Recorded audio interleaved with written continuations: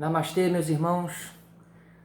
Estou retornando a fazer novas indicações, né, aqui no nosso canal Espiritualidade em Síntese, que é um canal que tem o objetivo de indicar livros esotéricos, livros místicos, livros de assuntos espirituais. E como eu tinha iniciado uns vídeos sobre maçonaria, hoje, depois de muito tempo, né, mas estamos aí, né, estamos tentando retornar. Que para mim é muito difícil, né? Eu trabalho muito, eu tenho pouco tempo, realmente. Bom, mas o livro de hoje é uma joia rara, uma obra que é uma obra de arte. Foi escrito pelo Levi Bitter em 1925, um livro muito antigo, sobre o lado espiritual da maçonaria, dos seus ritos. E Levi Bitter era um vidente, né? Ele foi um dos fundadores da Sociedade Teosófica. Tinha um estudo muito profundo sobre o esoterismo, estudou muito na Índia, no Tibete, teve contatos de assuntos muito profundos dentro da espiritualidade. Esse livro é esse aqui, ó, que eu estou falando, é A Vida Oculta na Maçonaria. Foi editado pela editora Pensamento. Essa edição aqui é uma edição antiga, muito antiga, tem mais de 20 anos, eu acho, e eu a encontrei num sebo. Mas eu já vi também em lojas com nova edição, teve uma nova edição, com a capa completamente diferente, e é esse mesmo nome, A Vida Oculta na Maçonaria ou A Vida Oculta na Franco-Maçonaria. É só ver que foi escrito por Levi Bitter, né? E é um livro maravilhoso, maravilhoso, maravilhoso. Ele fala uma coisa que eu acho que me chamou muita atenção na época, os efeitos no nosso corpo etérico quando a gente recebe as iniciações da maçonaria. Tem até uma imagem, tem algumas imagens nesse livro, e quando a gente é iniciado na maçonaria, a gente passa pelo primeiro grau, né? O aprendiz, né? Então aqui nesse livro de Levi Bitter, ele diz que quando a gente recebe essa iniciação, seja em qual rito, há a abertura de um canal místico, de um canal no corpo etérico. Depois, quando o irmão aprendiz passa para o segundo grau, que é o grau de companheiro, ele recebe uma segunda estimulação em outro canal do nosso corpo etérico. E quando ele passa para o terceiro grau, que é o grau de mestre maçom, ele completa esse ciclo, né? Esses canais que eu estou falando é na nossa coluna vertebral. É onde circula a energia kundalínica, que vem do Sol e que fica armazenado no nosso chakra básico. Isso é um assunto bem complexo, um assunto que eu não vou me estender aqui, porque ele é um assunto que tem que explicar muita coisa, demora muito para explicar isso. Mas quem sabe no futuro a gente possa falar sobre isso. Essa energia estimula, então, a ter uma maior acuidade intelectual, a ter uma maior sensibilidade às forças astrais, a abrir a vidência. Então, o objetivo espiritual, energético dos rituais na maçonaria é para o maior desenvolvimento do maçom. O desenvolvimento do sentido de maior aperfeiçoamento, seja ele moral, mental, sensitivo, de poder ter mais, vamos dizer, mais capacidade de assimilar conhecimentos mais profundos. Parece uma grande fantasia, não é verdade? Parece uma coisa assim utópica, mas para quem vê a maçonaria pelo lado esotérico, lado espiritual, é a pura verdade.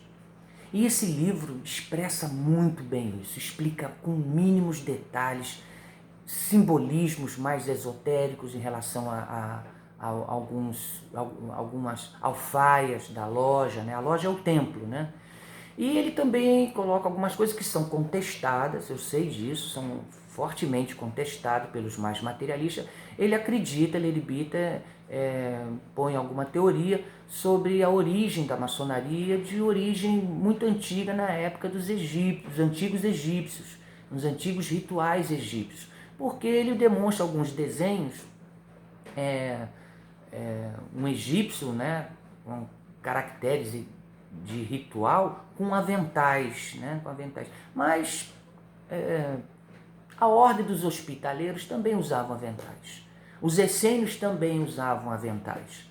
Então pode ser e pode não ser. E o pior é que não há uma comprovação assim aceita, um documento que diz isso. Então é uma coisa que pode ser contestada, mas que ele possui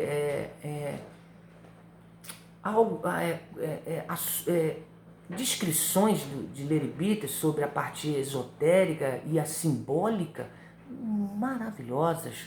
Maravilhosas no sentido da gente aumentar a nossa compreensão dentro dos simbolismos maçônicos.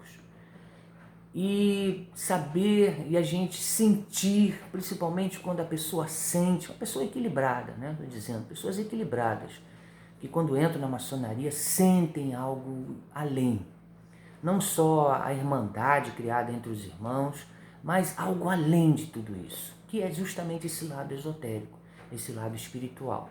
Leribita alega que nós, nos rituais maçônicos, estamos lidando com energias superiores, né? Os rituais são coisas muito bonitas mesmo, de um simbolismo, de uma riqueza muito grande.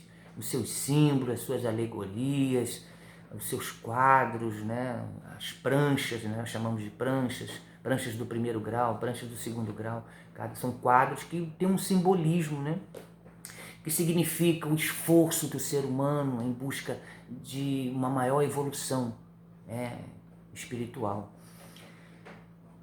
Eu sei que são muito poucos maçons que estão num âmbito esotérico e místico. Mas mesmo assim, aqueles que estão, aqueles que acreditam, aqueles que aceitam, aqueles que sentem isso. Que para acreditar, para aceitar, não é só pela beleza da história, do simbolismo, mas a beleza que há dentro de si. E quando você entra num templo maçônico, quando você entra na loja, você sente a vibração. Isso é sensitividade. E você então passa a notar, se você não for vidente e começar a ver, forças atuando sobre ali. Só que quanto mais a loja for materialista, vamos dizer assim, mais as pessoas estão ali. Sempre a maçonaria em si, ela é por desenvolvimento e evolução do ser humano. Mas se aquele grupo ali, ele não se conecta com a parte mais espiritual, ele não aceita isso, e é natural isso, né? Ele aceita apenas o aprimoramento do desenvolvimento das personalidades, das virtudes, né? Que isso é o principal da maçonaria. O desenvolvimento das virtudes do ser humano. Nós montamos templos às virtudes e cavamos masmorras aos vícios, né? A gente tenta a superação do ser humano. Só isso já é uma grande coisa para o desenvolvimento do ser humano na humanidade que nós estamos. Agora, quando a pessoa já vê um aspecto mais sutil, mais espiritual, eu recomendo esse livro, você estudar esse livro, que é maravilhoso. Ok, meus irmãos? É com muito prazer que eu recomendo esse livro, porque ele desperta uma visão mais sutil, mais espiritual da maçonaria. E você passa a fazer parte dos ritos, mesmo que você não guarde isso só para você, mesmo que você faça isso, guarde essa sensibilidade só para você, para evitar conflitos. É quase uma religião, né? Para evitar contestações, achar...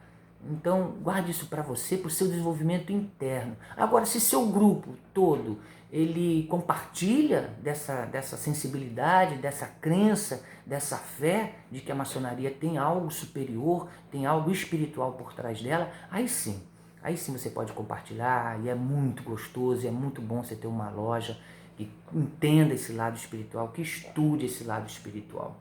Assim como foi, ou ainda é, eu não sei mais, sobre quando ele montou em 1925, e a segunda edição parece que foi em 1926, a maçonaria mista, né, que é chamado le droit humain, o direito humano. É uma potência maçônica mista que nasceu na França e se espalhou pelo mundo. Aqui no Brasil ela existe há mais de 100 anos, né, e são lojas esotéricas que estudam o esoterismo mesmo. Mas é uma potência assim muito, vamos dizer, tímida, né? E não é reconhecida pelas potências masculinas, né? O Grande Oriente, a Grande Loja, o Grande Oriente Independente. E agora existe um rito que apareceu, acho que eu falei no outro vídeo, no vídeo passado, que é o rito escocês retificado. Parece, eu não tenho certeza sobre isso, mas se tiverem irmãos vendo esse vídeo, podem procurar saber disso ou visitar. São lojas no âmbito mais esotérico, né?